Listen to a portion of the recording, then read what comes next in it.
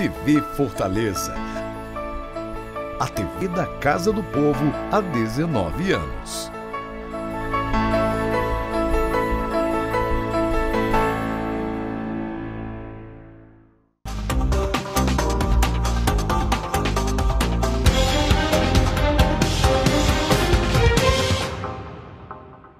Olá, este é o programa plenário da Cidade Especial Eleições 2022.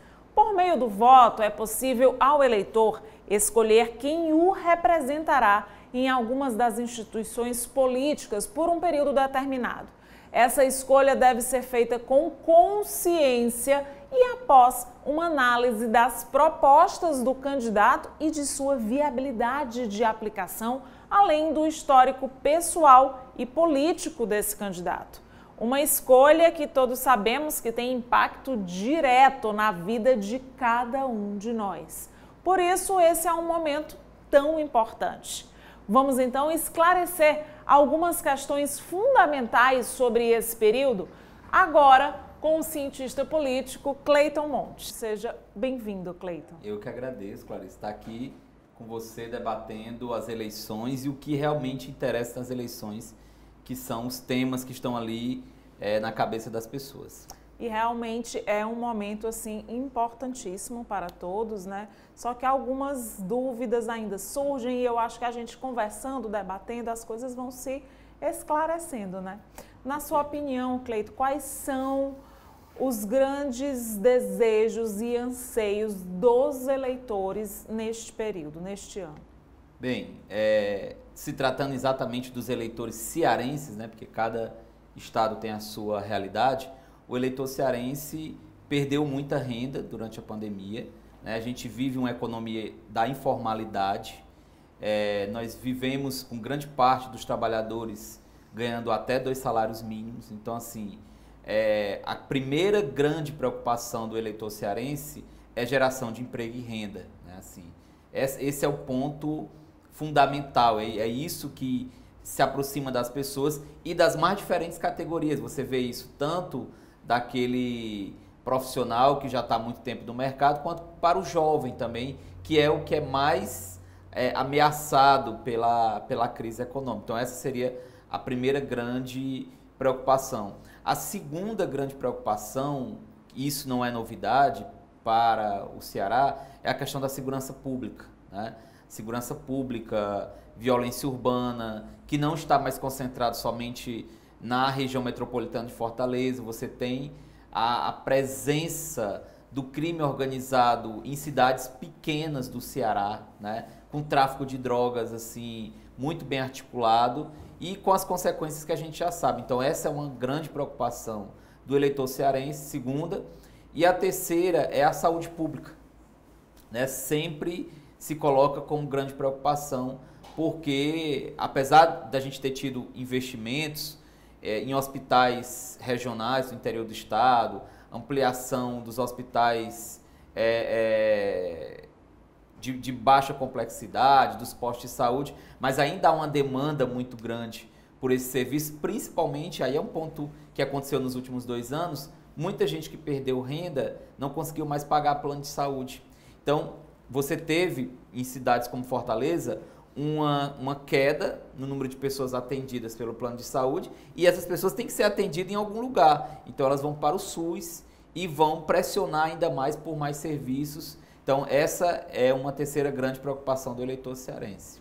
Você acredita que a questão da pandemia, né, que a gente deu uma grande melhorada, mas agora, infelizmente, os casos estão voltando, estão crescendo. Você acredita que vai ser também uma questão a ser posta, a ser discutida? É uma preocupação das pessoas, dos eleitores? Eles vão olhar como é que está, como cada candidato intervém e pensa em relação à pandemia e vacinação? Isso. Não tem como a pandemia não estar presente no debate eleitoral, né? Porque é o que tomou muito a agenda da política e da população nos últimos anos, né? De várias formas. A gente até discutiu aqui já em outros programas o que significou a pandemia. Então não tem como não ser levado em consideração. Mas a grande questão é se realmente a perspectiva de controle. O que é que nós temos no Ceará? Nós temos, ainda bem, uma grande cobertura de vacinação, né? Assim, se a gente for comparar o estado do Ceará com outros estados da federação, nós temos ali sempre na margem de 84% a 85%. Isso é muito bom, né? Isso significa que as pessoas vão adoecer em eventuais repiques da doença, elas adoecem, mas elas não vão pressionar as redes hospitalares. Como né? no início, né? O que é que a gente está vendo nesse momento? A gente tem o acréscimo, um aumento acentuado de casos, mas um número muito reduzido de mortes, né? Assim, não tá, e de hospitalizações também é muito reduzido. Então, como é que isso vai afetar a eleição? Chegando próximo do período realmente, porque assim, no Brasil as pessoas começam a pensar a eleição 15 dias antes do pleito, né? Que esse ano é dia 2 de outubro. Se nesse período a gente tiver uma situação, espero que não, de descontrole, aí sim, aí vai entrar como uma variável importante para o eleitor. Caso ela esteja sob controle, porque é isso que os especialistas estão dizendo, que é uma doença que vai estar presente na vida das pessoas durante muitos anos, mas ela pode ser controlada. Ela sendo controlada, as preocupações das pessoas, elas vão focar naqueles 3 pontos que eu coloquei, né? De geração de renda, segurança pública, saúde em termos de atendimento.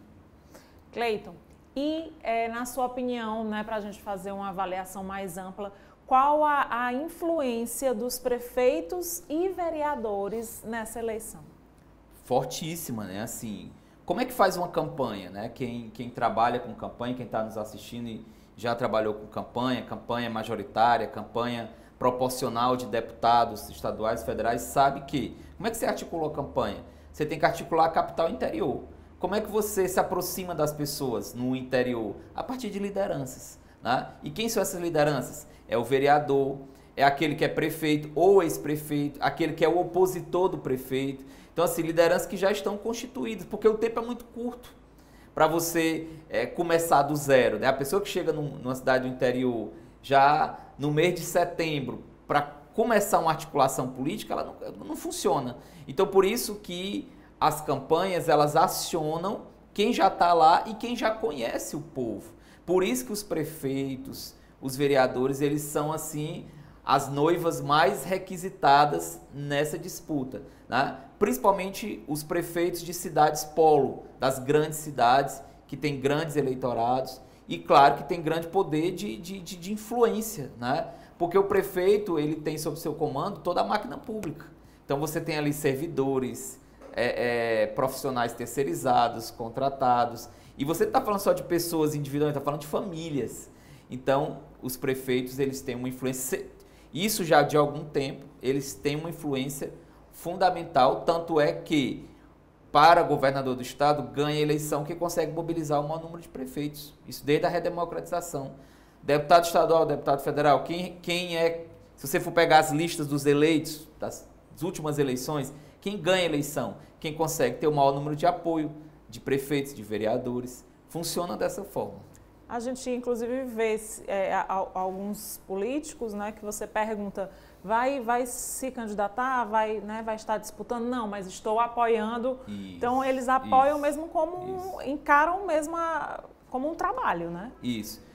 É porque, assim, o que é que acontece? O ser político, esse que é político profissional, que tem mandato, ele está sempre envolvido nas eleições. Então, assim, é interessante, eu conheço alguns casos de políticos que já não têm, a pessoa já saiu da vida pública há algum tempo, mas parece que quando está chegando próximo da eleição, desperta alguma coisa naquela pessoa e ela quer saber e ela vai apoiar, né? Aquela ideia de que a política está no sangue, né?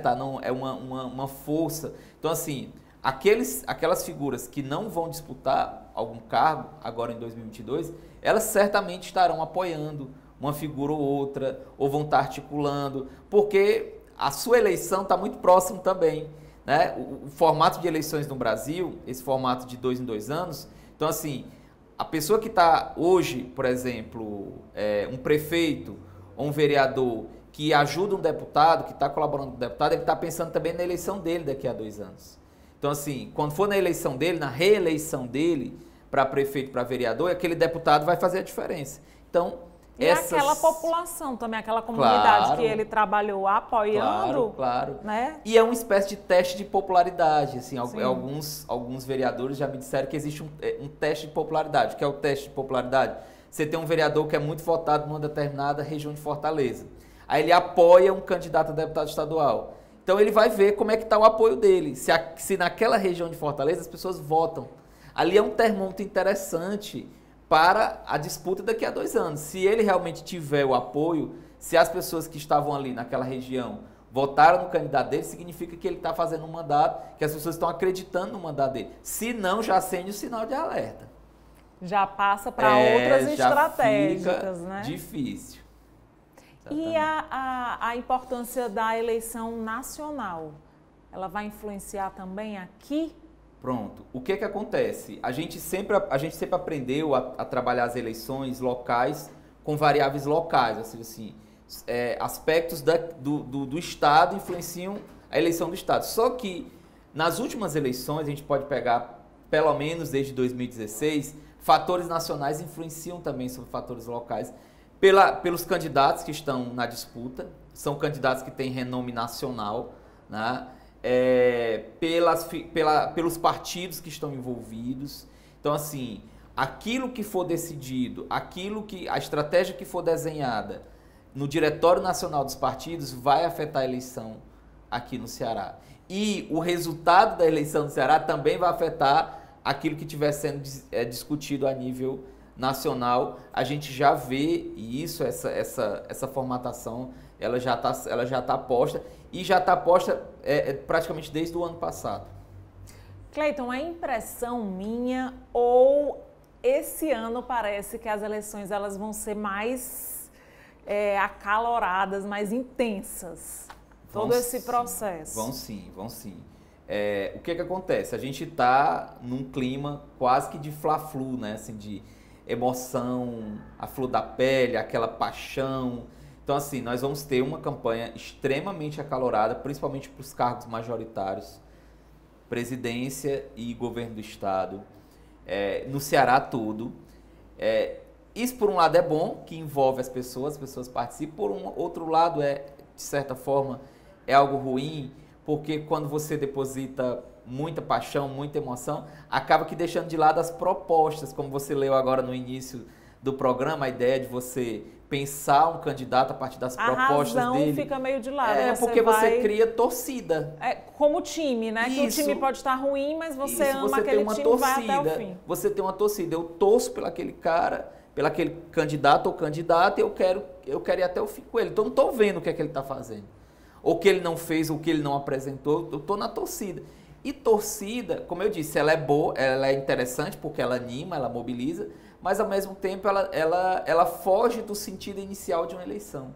O que é uma eleição, se a gente for pegar assim para a democracia?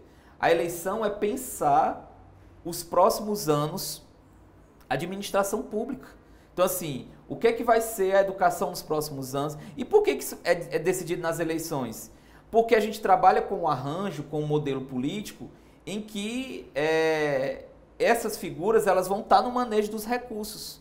Vão ser os deputados que vão votar as leis, vai ser a presidência, vai ser o governo do Estado. Então, assim, são as escolhas dessas pessoas que vão interferir na nossa vida. Então, assim, esse deveria ser o grande mote da disputa eleitoral, numa perspectiva ideal, digamos assim. Cleiton, e você acredita que as pessoas ainda têm muita aquela vontade de anular o voto ou por conta dessa paixão, né? Ou você é de um lado ou você é de outro e aí você não consegue achar um meio termo e aí pensa que anular é a melhor estratégia? Ainda tem muito esse pensamento? Tem.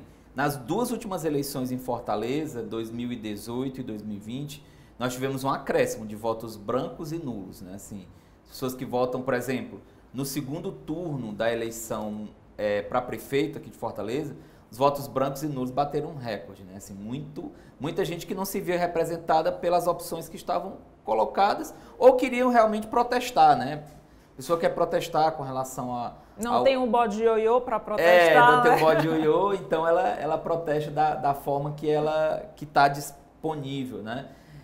Mas assim, se a gente for pegar historicamente, esse percentual das pessoas que se manifestam dessa forma, branco, nulo, ou que não vão votar, a gente tem também um índice de abstenção também muito grande, ele está ali na margem de 20%, 22% do eleitorado apto. Então, assim, não altera a legitimidade do sistema, porque tem gente que espalha aquelas fake news, né? Se todo mundo votar em branco, se todo mundo votar, anular o voto, não tem eleição. Não funciona desse jeito. A legislação não é assim, né? Ela trabalha com os votos válidos e ela exclui esses votos brancos, nulos, as abstenções.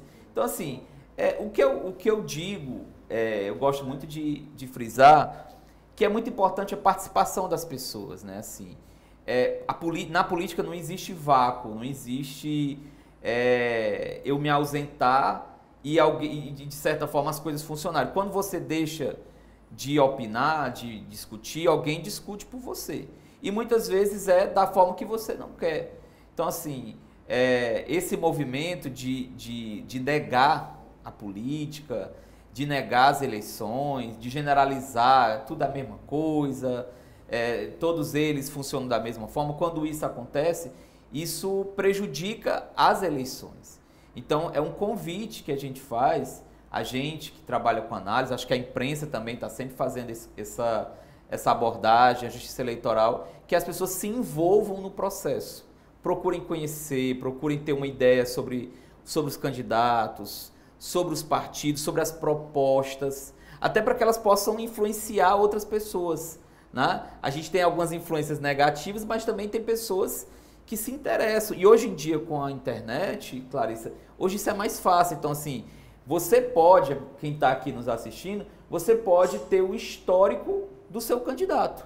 Você pode ver, por exemplo, se ele responde a algum processo por corrupção, se ele está envolvido em algum tipo de formação de quadrilha, que tipo de voto ele demarcou ao longo, por exemplo, se for um vereador, se for uma pessoa que já tem um cargo eletivo, é possível você visualizar isso. Quais foram em quem, como aquela figura votou. E isso vai te dando uma base interessante para você votar. Então, o ideal também, trabalhando novamente o ideal, é que as pessoas se envolvam no processo.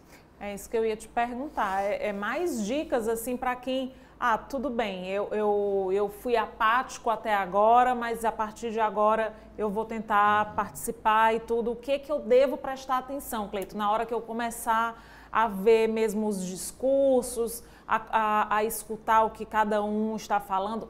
O que a gente deve ficar atento? Eu acho que o primeiro ponto que você tem que levar em consideração é a trajetória daquela figura, daquela liderança, né? Por mais que ele não tenha, vamos dizer assim, que seja uma pessoa nova na política, né? Mas a pessoa tem uma trajetória. De onde ela vem?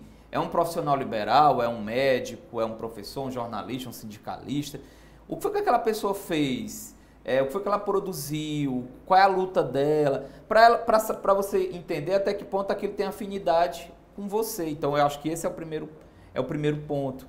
Depois, eu acho importante também visualizar até que ponto o envolvimento daquela pessoa, se ela tem algum envolvimento em algum escândalo, né? Se ela já participou de algum conchavo. Hoje em dia é muito fácil, hoje tem canais que facilitam isso e é algo que você resolve em poucos minutos. Você tira alguns minutos do seu dia, né? Eu vou sentar aqui... Em poucos cliques, né? Em poucos cliques. Eu vou ver quem é essa pessoa, né? Ou eu estou em dúvida entre três candidatos ou candidatas. Vou ver aqui, vou tirar a minha dúvida. Então, porque a partir do momento que você tem informação, a informação é muito importante para a democracia, porque quando você tem informação, é mais difícil você ser induzido, ser manipulado. Então, assim, alguém chega para você e vai te dizer no dia da eleição, criar uma série de coisas sobre um candidato, ou danificar a honra de outro, você tem como ver aquilo naquele momento, no calor da emoção. Então é interessante você fundamentar o seu voto, buscar essa informação para que você possa fazer a sua cabeça. Então é algo rápido, fácil, as informações estão disponíveis e com certeza vale a pena. como você estava me falando nos bastidores, ainda é tudo muito imprevisível, né? Não dá para a gente dizer, tem favorito aqui, favorito ali, tudo pode acontecer. Isso, são cenários muito imprevisíveis, porque assim, as pessoas confundem o sentido das pesquisas, né? A gente fala de pesquisa, mas a pesquisa ela aponta um momento. Tanto é que eu disse, mas a pesquisa errou, mas em nenhum momento a pesquisa diz que vai antecipar o resultado. Não é esse o sentido, ela está dando um retrato de um momento, de um ângulo, de um dia, de como é que está naquela situação ali. Então assim, você não deve fundamentar seu voto somente em pesquisa. Saiu a pesquisa. Não. Principalmente no primeiro turno. No primeiro turno você vota em quem tem mais adequação com o seu projeto, com a ideia que você pensa de Estado, de país. Aí depois do segundo turno você pode entrar naquela lógica, né, do menos ruim, né, se eu vou votar nesse. Mas no primeiro turno que você tem mais opções, dá para fazer isso. Tanto você tem opções no executivo, como você tem muitas opções para o legislativo. Então dá para fazer essa perspectiva, dá para acreditar, dá para fazer essa mobilização e, como eu disse, cenários de eleição são cenários muito imprevisíveis. Claro que dependendo do cargo e dependendo de quem está na disputa, você pode até dizer que uma figura tem mais chance para o Senado, outra tem mais chance para deputado estadual, federal, mas a eleição é imprevisível, a eleição... e a gente já teve tantas surpresas e zebras assim, no cenário eleitoral que a gente não consegue, é difícil chutar. Cleiton, para finalizar, existe alguns sites ou livros mesmo que você possa indicar para quem quer conhecer mais sobre o processo eleitoral, sobre a democracia brasileira, onde é que quem quer mais mesmo entrar a fundo nesse tema pode pesquisar onde? Tem vários sites que te dão assim uma visão muito interessante sobre a política de uma forma geral. Por exemplo, se a gente for pegar os sites dos legislativos, né, aqui da Assembleia Legislativa do Ceará, da Câmara Municipal, você tem informações sobre pessoas que estão em cargos, é importante, né? Então, pretendo votar em alguém que já tem um cargo eletivo, né, que é vereador, então vou lá e vou fazer essa busca. E esses sites melhoraram muito, tanto a nível local, quanto do Senado Federal, que eu acho de todos os legislativos o melhor, mais organizado, mais informações. Então, você tem os sites do Legislativo, tem o site Congresso em Foco também, que tem a produção, tem um ranking dos parlamentares também, é muito interessante. Tem o ILB, que é o Instituto do Legislativo Brasileiro, que é do Senado, que lá tem tudo, tem livros disponíveis, tem cursos. Para você que gosta de eleição, de política, e você quer ter uma visão mais aprofundada sobre isso, vá lá, né, no ILB, os cursos são gratuitos, né, assim, então te dão assim, um acesso. Aí tem a história da política, história das eleições, você vai encontrar muito material bom. Legal. Obrigada, Cleiton, pela sua mais uma grande participação aqui no Plenário da Cidade. Eu que agradeço. Plenário da Cidade especial Eleições 2022. Fica aqui, obrigada por sua companhia. Tchau, tchau.